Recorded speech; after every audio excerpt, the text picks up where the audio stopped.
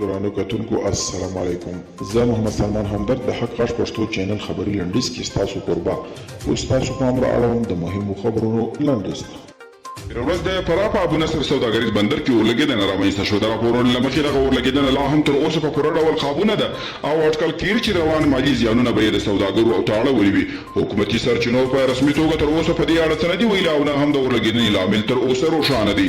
یو شمېر پاکستاني رسنۍ وایي چې د پاکستان ملي امنیت سلاکار د خپل امریکایي سیاحت سره کتلي دي او په افغانستان کې د روان جګړې او سولې د بهیر په اړه خبرې کړي. بلخوا ځینې امریکایي رسنۍ بیا وایي چې د امریکا د دفاع وزیر د پاکستان د پوځ له لیدستې سره پر افغان سوله خبرې کړي دي. نېشنل انټرست خپرونې له افغانستان څخه د امریکایي ځواکونو وتلو ته په اشارې ویلي چې له دغه هېواد څخه د امریکایي ځواکونو وتل او دغه راز په هر بل ګاونډي هېواد کې د تاسیساتو جوړول به د متحده ایالاتو واک کمزوري کړي.